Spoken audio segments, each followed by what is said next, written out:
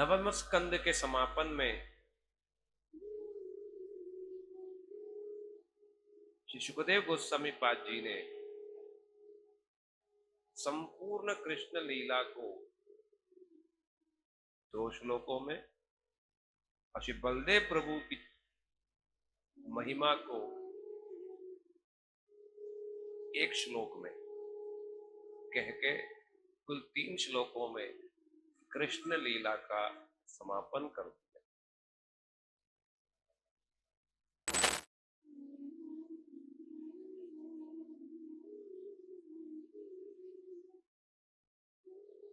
क्यों? क्योंकि देखना चाह रहे थे कि सचमुच में ही कृष्ण लीला के बारे में सुनना चाह रहा है, नहीं, या सो गया कि जागा, और पेट में भूख है कि नहीं। तो इसलिए सामने जैसा श्रोता है,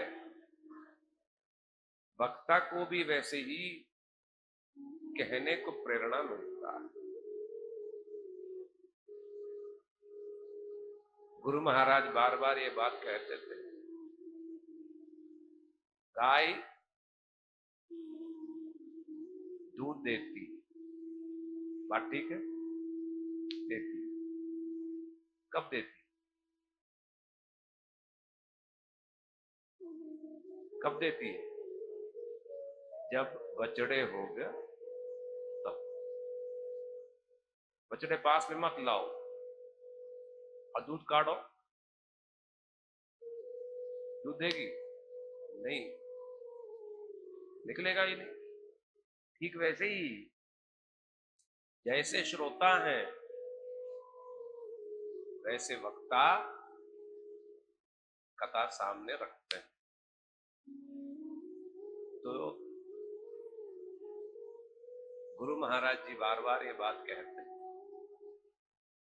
कि तुम कथा सुनना चाहते हो तो बछड़ा बनो।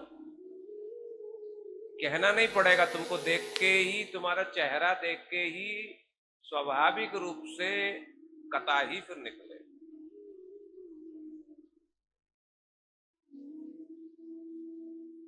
तो यहां पर भी सुखदेव गोस्वामी पाद लगातार सुना रहे हैं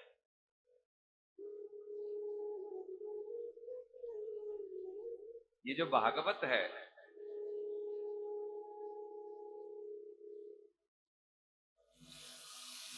वैसे ही 7 दिन में नहीं हो गया।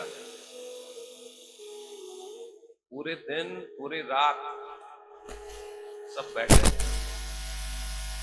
गोस्वामी पाद पूरे दिन पूरी रात सुना रहे हैं और सामने श्रोता पूरे दिन पूरी रात सुन रहे हैं, तब जाकर के 7 दिन में जाके समापन। दिन रात खाने का कोई ब्रेक नहीं, बाथरूम जाने का कोई ब्रेक नहीं, फिर खाया ही नहीं, बाथरूम ही नहीं, फिर सोने की तो बात ही क्या।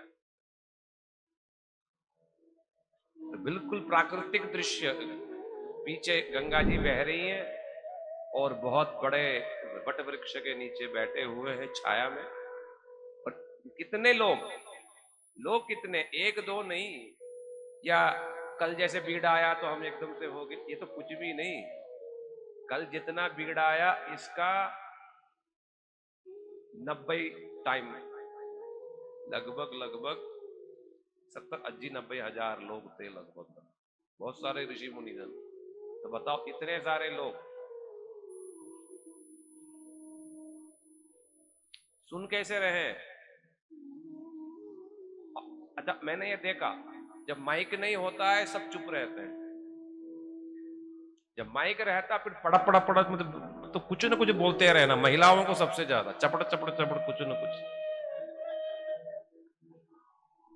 विशेष करके जो माताएं हैं वो ख्याल पता नहीं किस दुनिया में रहते हैं। और केवल भागवत में नहीं, नॉर्मल जो शाम की जब पाठ भी होता वो अपनी दुनिया में रहते हैं। कि कहीं पाठ हो रही है, कुछ हो रहा सम्मान पूर्वक उसके, तो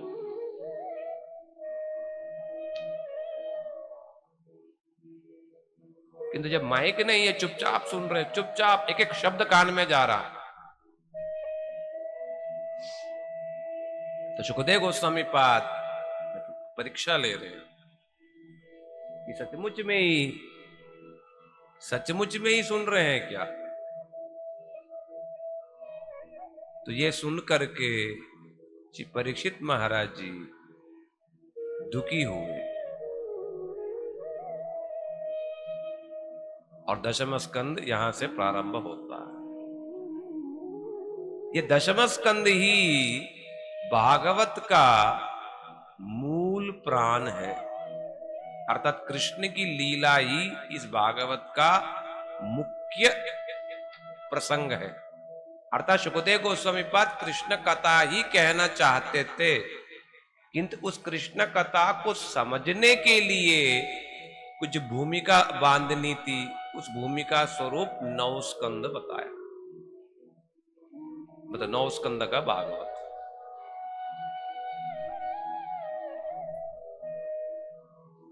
जैसा कोई यदि पूछे तुम दुखी क्यों हो या रो क्यों रहे हो, पहले एक भूमिका कहना पड़ता है कि क्यों दुखी होने का कारण क्या है, फिर मूल विषय पर हम आते हैं, देखो इस वजह से ऐसा ऐसा हुआ इसलिए मैं दुखी हूं। ठीक वैसे ही मूल विषय क्या है, कृष्ण कथा।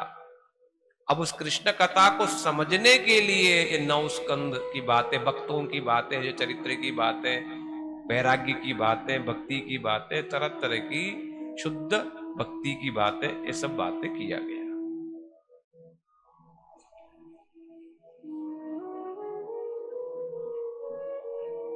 और ये दशम स्कंद को पद्म पुराण में क्या बताया गया, ये कृष्ण के मुखारविंद हैं,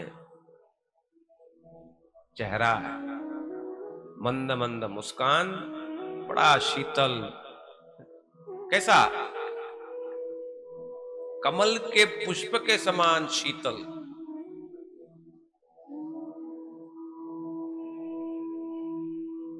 नेत्र भी कमल के समान। तो ये दशम स्कंद कृष्ण की लीला बिल्कुल कृष्ण का मुखारविंद तुल्य, इसलिए प्राण है।